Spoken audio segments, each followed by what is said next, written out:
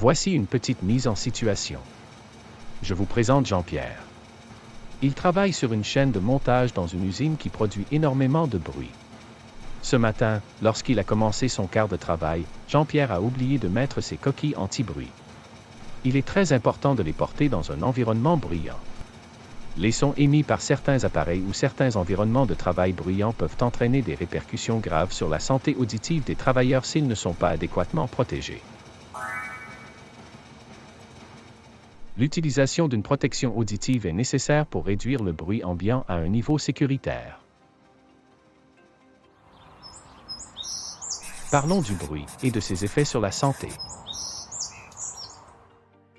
Une exposition, courte ou longue, au bruit, peut entraîner des problèmes tels que l'acouphène, l'hyperacousie, la perte auditive et la surdité.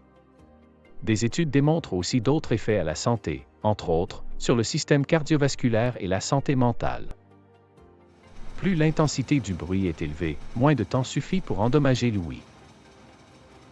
En effet, 5 minutes d'exposition à des bruits nocifs dans une journée de travail de 8 heures peuvent provoquer des lésions auditives pour la vie.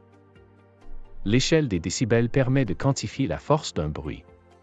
Le plus faible niveau de bruit perçu par l'oreille humaine est 0 décibel. 50 décibels équivalent à un niveau habituel de conversation. À plus de 85 décibels, le bruit devient nocif pour une personne. Il s'agit du seuil de nocivité pour une exposition de 8 heures par jour. En règle générale, lorsque vous ressentez le besoin de crier pour être entendu à 1 mètre ou à 3 pieds, plus loin, le niveau de bruit est probablement 85 décibels ou plus. À plus de 120 décibels, le bruit provoque une sensation douloureuse. La perte auditive peut amener des difficultés de communication. Par exemple, certains mots peuvent être confondus. Cela engendre également des enjeux de sécurité puisque le travailleur peut ne plus entendre les signaux de son lieu de travail, comme les alarmes et les sons de l'équipement. Une exposition au bruit à des niveaux nocifs peut entraîner une baisse de la performance et de la productivité. On remarque aussi un plus haut taux d'absentéisme.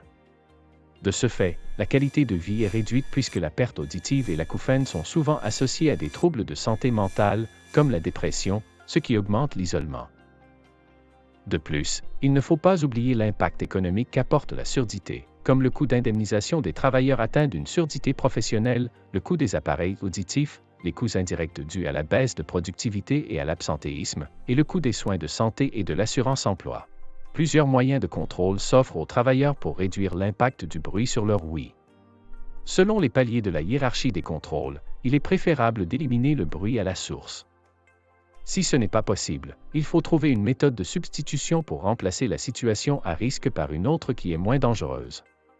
Le palier de l'ingénierie implique toute idée d'ajout de matériel ou de technologie permettant de contrôler ou d'atténuer le danger. Par exemple, l'ajout d'un écran acoustique et le cloisonnement des machines. Les contrôles administratifs représentent les règles et les procédures mises en place pour réduire l'exposition au bruit. On peut penser au programme de protection auditive et à la rotation des travailleurs dans l'environnement de travail bruyant.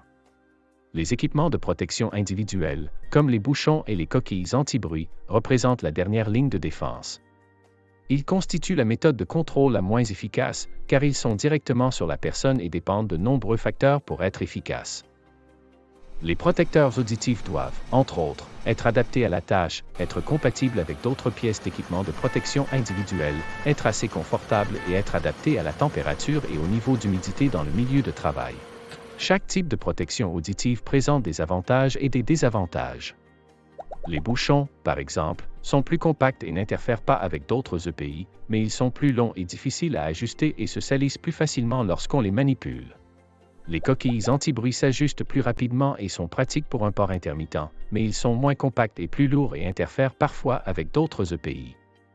Il est important de retenir qu'on doit porter les protecteurs auditifs en tout temps, lorsque l'exposition quotidienne au bruit dépasse les normes d'exposition en vigueur, dans les zones bruyantes identifiées à l'aide d'affiches ou de pictogrammes indiquant le port obligatoire, et lors des tâches identifiées à risque, par exemple, lorsqu'on utilise un outil bruyant ou travaille à proximité d'un équipement bruyant.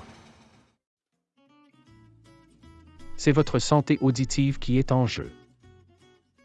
Pour en savoir plus, veuillez consulter notre plateforme et catalogue e-learning ainsi que nos services de formation et services professionnels en gestion des risques.